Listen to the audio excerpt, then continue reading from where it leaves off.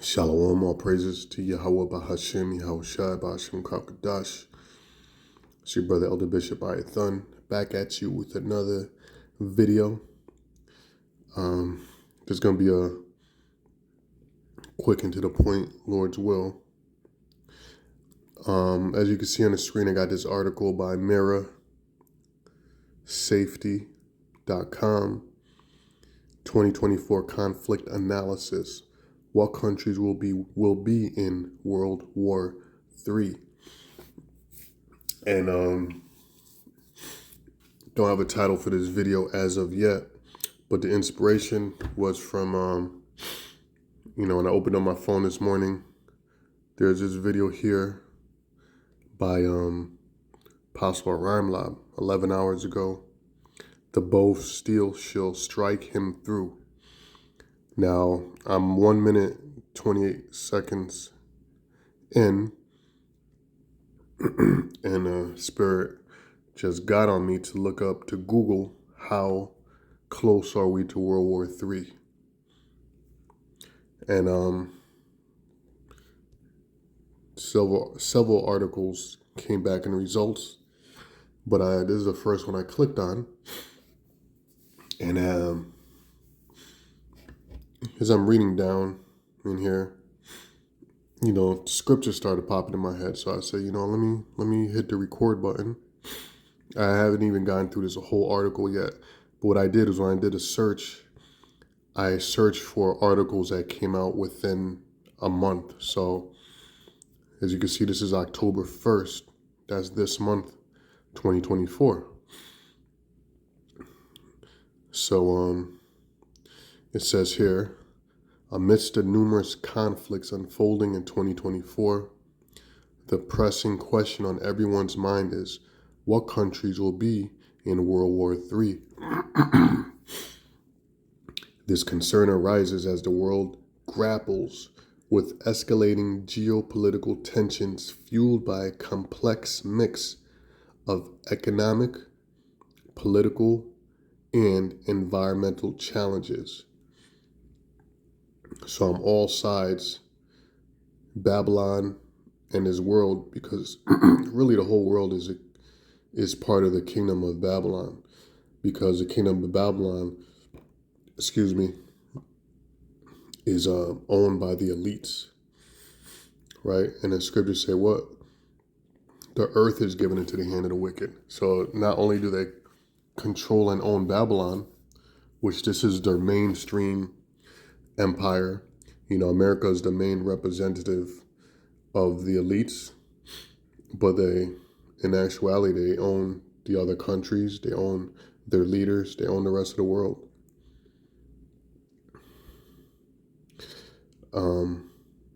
The leaders of these other countries, they all lay in bed with the whore of Babylon, right? That's why the scriptures say they're drunk with the wine, or they're drunken with the philosophies of Babylon.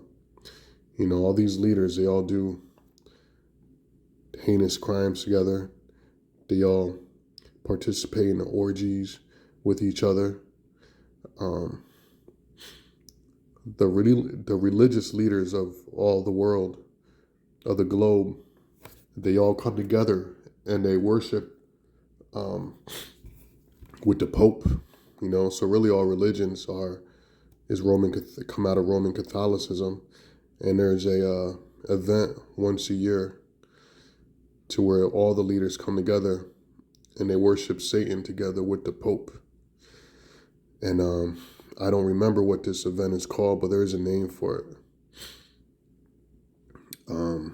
And they actually have videos of it on YouTube, of all the nations coming together praying with the Pope, to the one God, which their one God is Satan. But back to the article, it says increased conflict in key regions.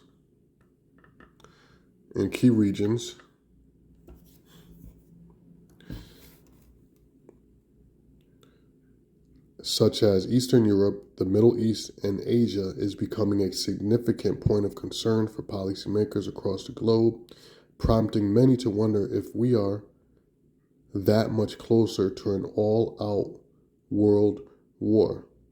Amidst these global concerns, the 2024 U.S. election between Trump and Harris adds another layer of uncertainty. Well, that's a scripture here.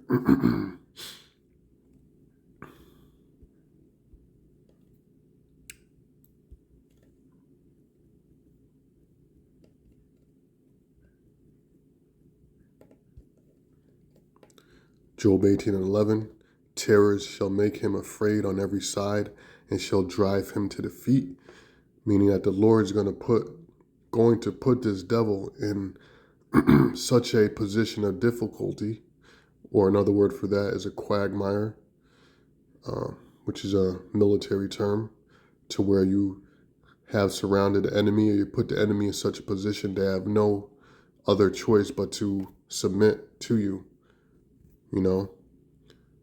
or to fall, So the Most High is going to put America in such a position that it cannot get out of it.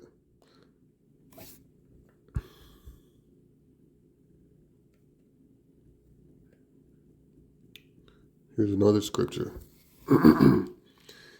Jeremiah 51:8, Babylon is suddenly fallen and destroyed. Howl for her.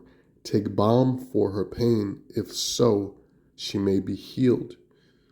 So in other words, this is sarcastic talk. Take balm meaning to try to fix her, but America can be fixed. Pursuant to the scripture we just read, the Most High is going to put America, Babylon, in a position that's going to drive her to her feet. Meaning she's going to have to lay down her crown. Actually, the crown is going to be taken off her head. Right? Does it not say that Yahushua had many crowns upon his head? I mean, he took the crowns of the kings of the earth along with their heads. He took their heads and the crowns off. All right, so I'm not going to make this too long because I'm actually at the plantation. But let's read down. Let's read some highlights. So it says, how many wars are going on right now in 2024? Several significant conflicts rage globally, each driven by deep-seated historical, political, and social tensions. Here's a summary of the most critical ongoing wars listed by casualties in 2024. Now, that brings to mind this scripture here. I believe it's Proverbs 21, but I'm going to type in you look in the concordance.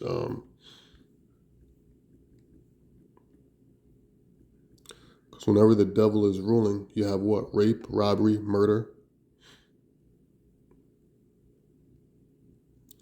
So let's look for Proverbs 29:2. When the righteous are in authority, the people rejoice, but when the wicked beareth rule, the people mourn.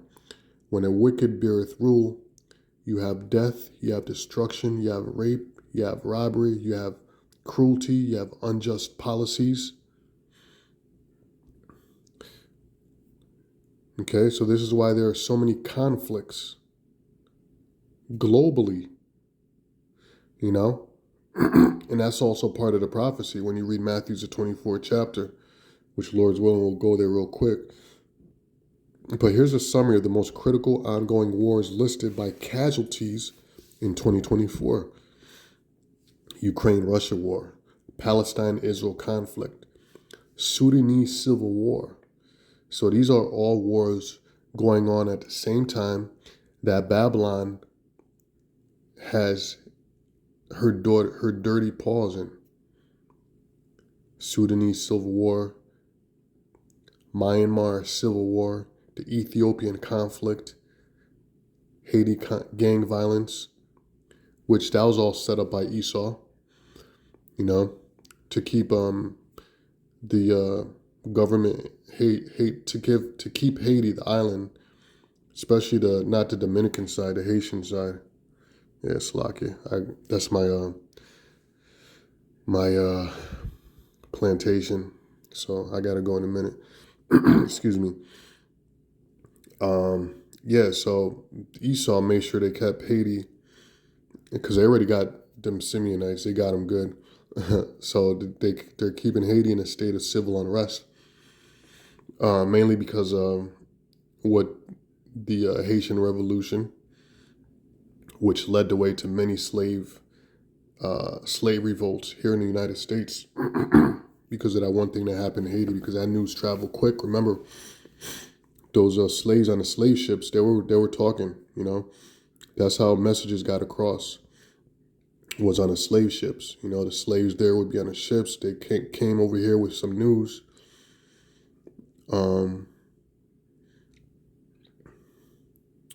Yeah, and that's how news traveled back in the day because they didn't have internet. So when one person went from one side of the world to the next, they brought news with them, and then that news kind of spread. So, yeah, the Lord said that knowledge shall be increased, and the internet was a major factor to that because now you get the news quick and it's very fast. Somebody invents something, it creates some new technology on the other side of the world. It doesn't take years for you to hear it. Now it's instant because of the internet, because of YouTube, internet.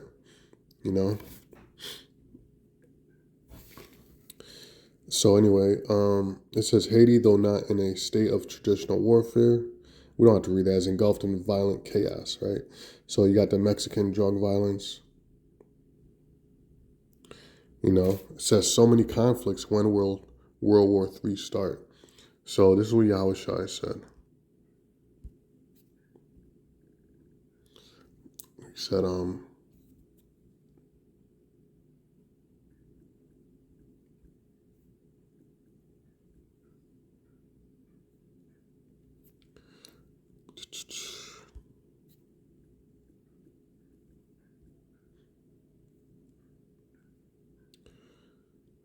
Luke 12:49, Yahushua said, I am come to send fire on the earth, and what will I if it be already kindled?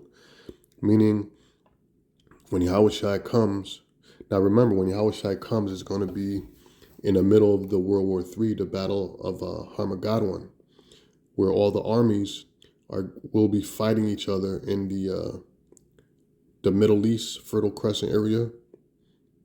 That's the Valley of Jehoshaphat. So the world is going to be in an outright war. That's the fires. It's going to be a global war. So Yahushua said he's coming to send fire, but when he comes, it will be already kindled. Now, I'm curious. I'm going to copy this. I'm curious what Chat GPT would say.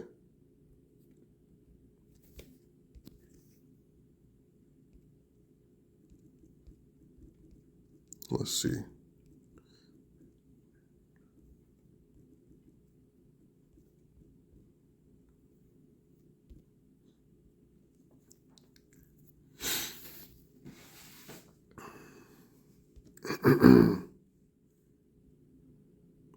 Okay, check this out. In Luke 12:49, Yahushua is expressing the idea that his mission will bring about a profound transformation and division. The fire symbolizes judgment, purification, or the intense passion of his message. The phrase, what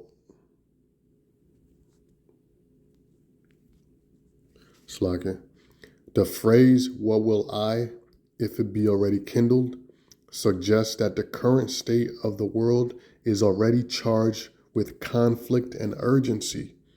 All right? Wars.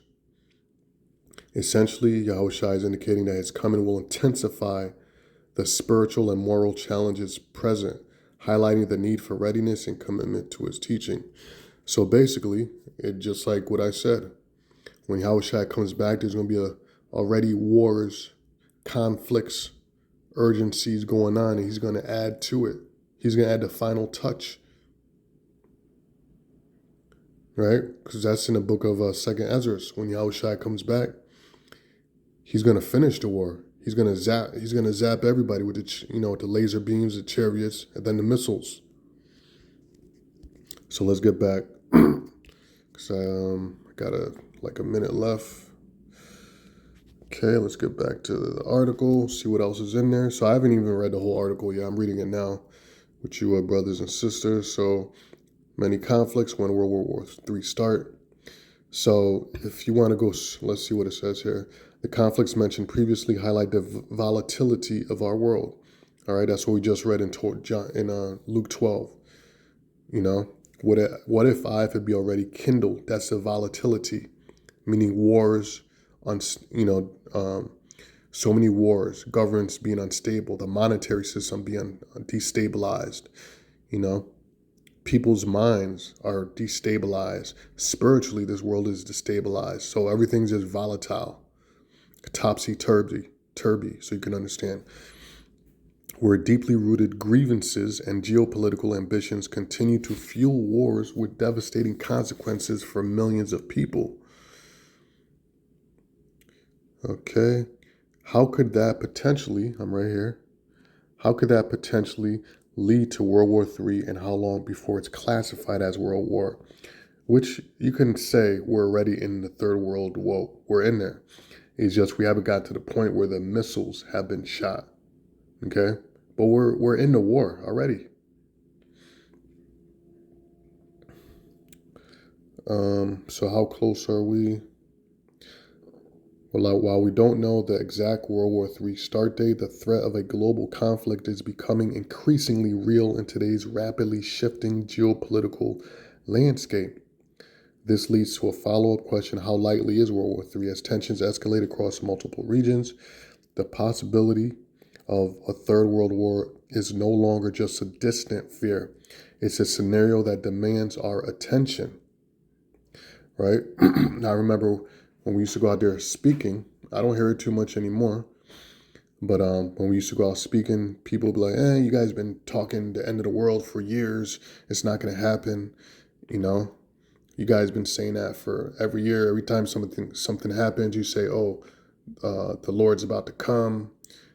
And, that's the Lord lulling people to sleep. Because the scriptures say what? I believe it's in Habakkuk. It says, though it tarry, wait for it, because it tarrieth not. In other words, when it comes, it's going to be like a domino effect. It's going to be fast. It's going to be furious. It's going to be hard. Okay? But it's coming for sure.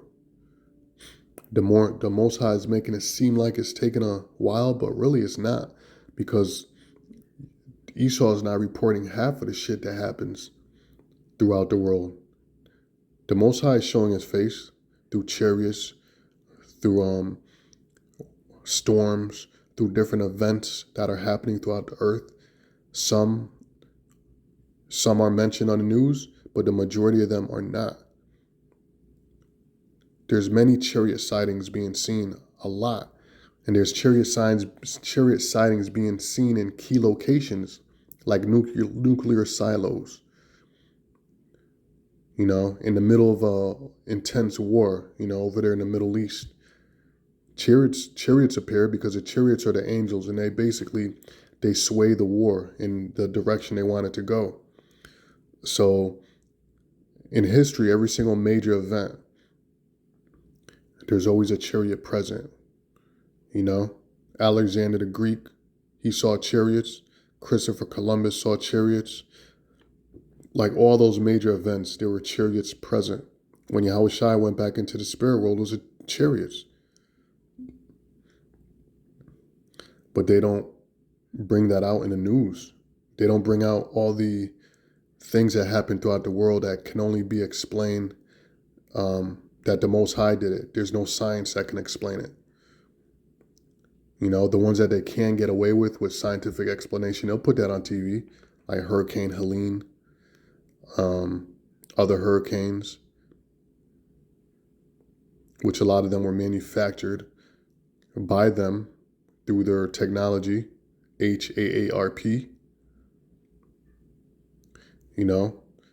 So they'll put that on the news. Yeah, the cold front and the warm front came together and it caused the hurricane. But there's many other things that can't be explained by science that you don't hear about. that if they did put on the news, the whole world would be like, shit, the Lord is coming soon. Okay? But the way we know is through the prophecies. Again, Second Ezra goes into the race wars, goes into insurrection, civil war.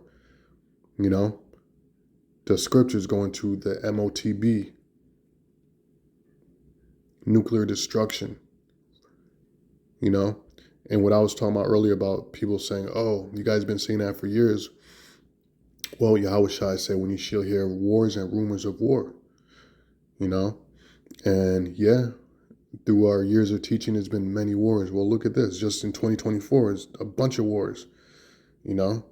But as far as back as I remember, as being a kid, America's always involved in wars. So people are like, oh, you guys say that all the time. There's always wars going on. So, you know, you guys talking this shit. There's always wars going on.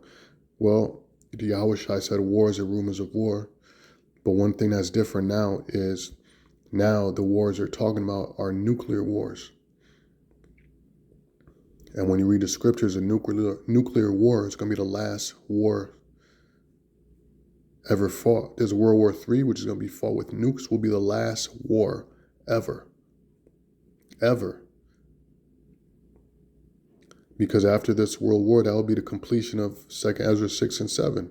Esau is the end of this world. Jacob is the beginning of it that followeth.